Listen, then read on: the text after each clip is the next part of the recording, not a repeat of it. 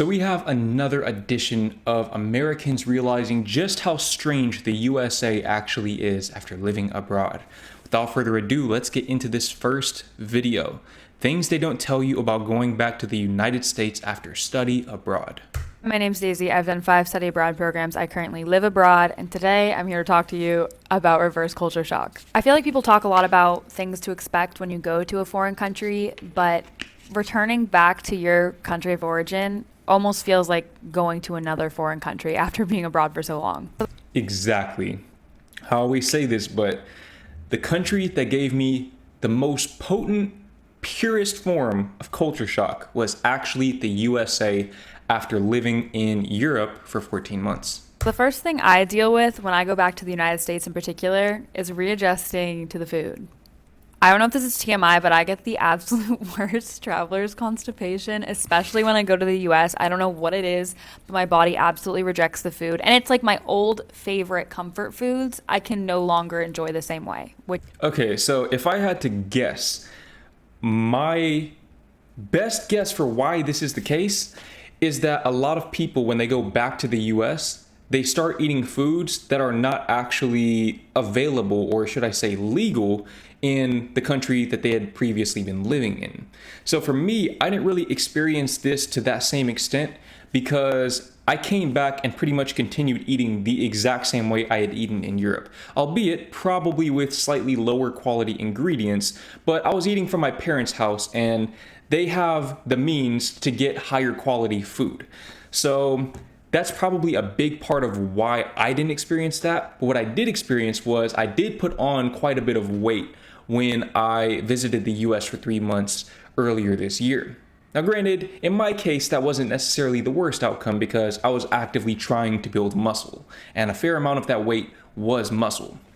But I can see how if you're not someone who's in the gym 5 or 6 days a week and you go back and you're eating, I don't know, Cheez-Its and whatever other cereals and artificial products are literally not allowed in wherever she was living, I can see how that would cause traveler's constipation. Which is absolutely horrible. Next, you can never walk anywhere anymore, and it's awful. Honestly, I get super restless, and I love driving. I really miss being able to have like the aux in my car, but like the hot girl walks don't hit the same. Okay. Okay, so this right here is probably one of my biggest gripes about the US is the lack of walkability. And it's not even so much the lack of walkability, it's the complete lack of awareness that there is another way to operate from an infrastructure standpoint. A lot of Americans, they actually defend and justify the car dependency without realizing that it's harming them. People conflate car dependency with freedom for whatever reason when it's actually the opposite. The word dependency insinuates, if not outright proves, that freedom is missing from the equation. Because if you depend on something to function, not just thrive, but to function, you are not free. In Europe, not only do people have walkable neighborhoods and bikeable neighborhoods in many cases, and public transit, but they also have roads and cars. They have roads and cars. They have access to a car market that is literally not even available in the US. That sub $5,000 market, that is still very much alive in Europe, at least in the Netherlands. I can't speak for all European countries. If your European country doesn't have cars for under $5,000 or 5,000 euros or whatever your currency equivalent is to that, then let me know in the comments because I could be wrong. But in the US, you're not going to find a car, an operational car for under 5,000. It's going to have major mechanical or technical issues that are going to cost you so much to fix that you'd probably be much better off just buying a more expensive car to begin with. But the point is, in Europe and in parts of Asia as well, you just don't need a car. You don't need a car at all, and you can avoid all of that. The next one is you'll hear American accents. That's obvious. You're in the US, you're going to hear Americans. But I feel like you recognize the accent and you recognize your own accent a lot more after being surrounded by an accent that's not your own, if that makes sense. So it's like, I feel like I sound different after I've been abroad. Abroad changed me. So this right here is a very, very interesting point because hearing the American accent for me was definitely one of my biggest reverse culture shocks as well. Because I don't know what country she was in, but I was in the Netherlands. I spent 14 months in the Netherlands, and although pretty much everyone below the age of, I don't know, 55 is conversational at worst and fluent at best in English, of course, Dutch people, when they speak English, sound different than Americans. My girlfriend, she is definitely more on that fluent end of the spectrum. And even sometimes when I hear her talk in English, I can hear her accent. I can definitely hear her Dutch accent. And then a lot of her family members had much stronger accents than even she did. I didn't interact with someone who had an American accent until my second to last day in the Netherlands, which was It's Sky, shout out to Sky. That was the first American that I came in contact with within my time in Europe. Because being in the Netherlands, in the parts of the Netherlands I was in, I was literally surrounded by Dutch people. So I resonate wholeheartedly with what she's talking about there. Okay, the next two kind of go together and kind of go with the you never walk anywhere, but I get really restless and I can't really relax because it's too quiet. I'm not on the go. I'm not going to a new country every weekend. I feel like this one's a little bit different now that I live full time abroad, but definitely when I was coming home from like hardcore study abroad programs like semester at sea, that was so difficult coming back to the US because that is the most fast paced environment I think I've ever been in my life. She said semester at sea. I don't think I've ever heard of that program before. I'm assuming that you're basically, at least how I'm picturing it in my mind, is she's basically at school on a cruise ship or something like that. If you know more about that, let me know in the comments because that sounds really intriguing.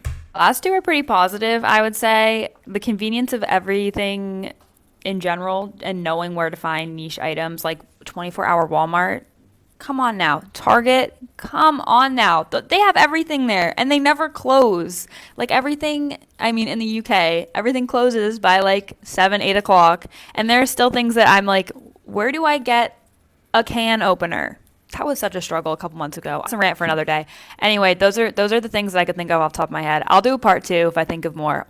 So actually, she raised a really good point there. When you don't know the different stores in that region, it can be frustrating initially to try to find those niche items because some of the things that I think I struggled finding were, for example, a spray bottle for my hair. I wanted a spray bottle and it took me probably 2 weeks to find one because I was going to Action, I went to Kruidvat, I went to all these different places and I just could not for the life of me find one. Outside of that, I actually preferred to have the smaller stores. And the reason why is because, look, I like to think I'm a disciplined person. Everyone likes to think they're disciplined, but ultimately, everyone is subject to temptation. And when you go into a Walmart with the intention of purchasing food, but then, oh, you know what? Since I'm here, let me go ahead and look at the video game section. I haven't played video games in a while. Let me look at the PS5s and the Xbox One or whatever the new Xbox is. I don't know because again, I haven't gamed in a while, but let me look at the book section. Let me look at the home goods. You can see all of this stuff within that one place and rest assured that there are a lot of impulse purchases being made every single day. And so while it might be more convenient as a consumer, it's definitely a lot less convenient for your wallet as a consumer. At least in my experience. And being in the Netherlands where you have Albert Heijn, which is for groceries, and other home products like detergents and things of that nature. You have Action, which is for sort of miscellaneous items with maybe snacks in there. That's where I go to get my protein powder. Cool. I already know what I'm going to get when I go to each of these places, and there's pretty much little to no margin for error. Now, that could be more of a personal issue, but I think it really, really helps. And those small purchases that you don't make definitely add up over time, and you realize, wow, I have a lot of extra money in my wallet. But something that I noticed was she said it's too quiet. At least on her list, she said it was too quiet in the US. That must be more of an individual thing, because in Dallas, where I'm from, it was most certainly not quieter than in the Netherlands at all, by any stretch of the imagination, because you have a lot of road noise because it's car dependent, and cars tend to travel faster, and they're driving on concrete instead of, I believe it's asphalt in the Netherlands is what they make the roads out of. You have a lot of road noise. When you go to a public space, especially public spaces that are actually somewhat walkable, they play loud music. And because they play loud music, the people have to speak louder in order for the people that they're with to hear them. And now you're trying to speak over the music and the people sitting next to you. And it creates a very loud environment. People revving their engines, trying to show off. I just didn't see a whole lot of that where I was at in Europe. Now, maybe she was in a big city. Big city in Europe is going to be louder than a suburb or a rural environment in the US, more often than not.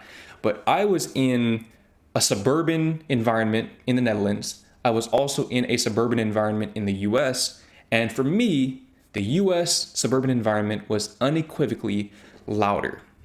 On to the next video.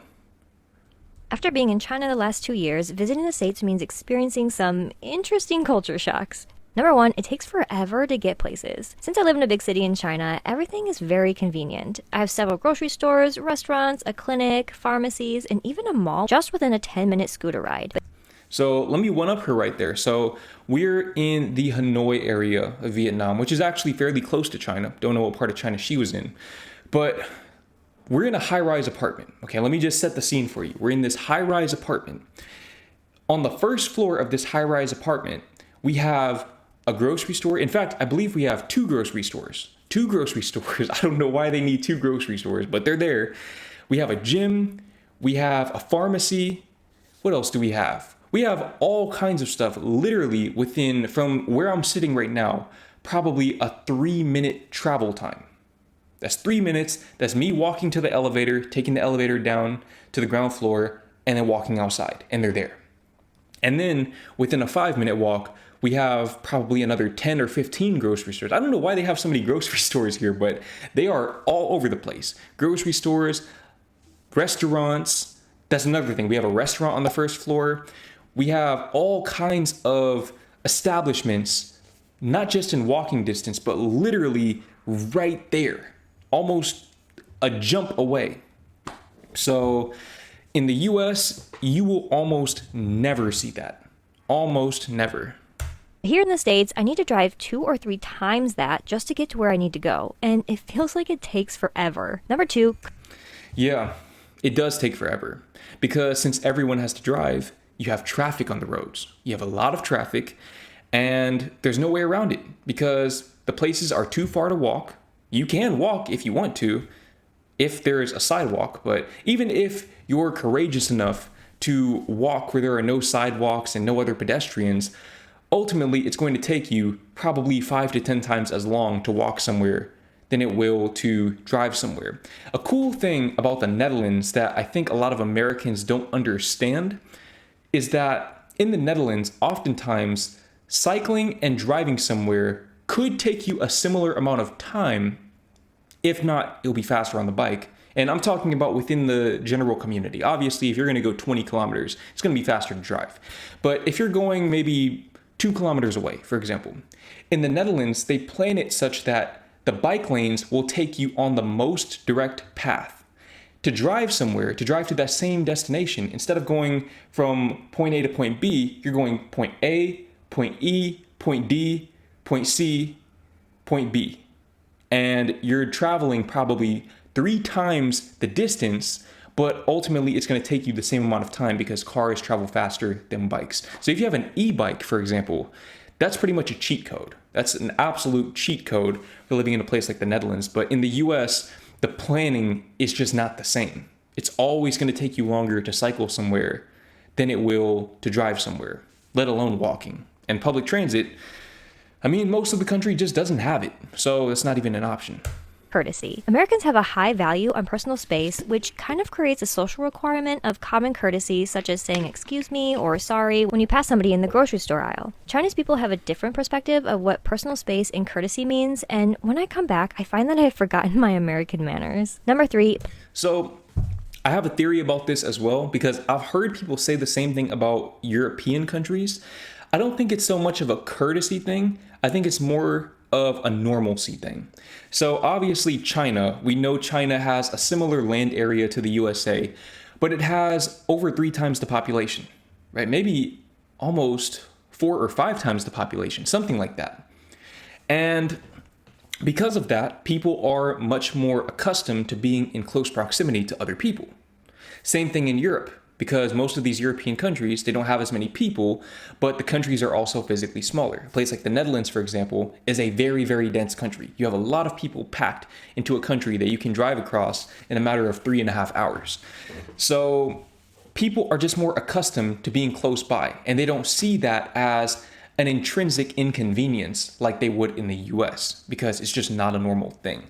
That's my theory on that. Let me know if you have another theory in the comments. Public bathrooms. In China, public bathroom stalls are very private. The doors and walls reach all the way to the floor, basically creating your own private room to do your business. In the States, however, bathroom stalls are hardly private, and when I come back, I feel a little exposed. So the more I travel and the more of these videos I watch, the more I realize that the US is truly the anomaly in this regard. Now, I don't know about some of the countries that I haven't been to. Let's say, for example, a place like India or Bangladesh or, I don't know, Paraguay, places that I just know pretty much nothing about. I don't know about those places, but I do know that even in Vietnam, in Thailand, Japan, go check out the bathrooms in Japan in the airport and come back to me and tell me how nice the bathrooms are compared to the American bathrooms, because it's just a night and day difference.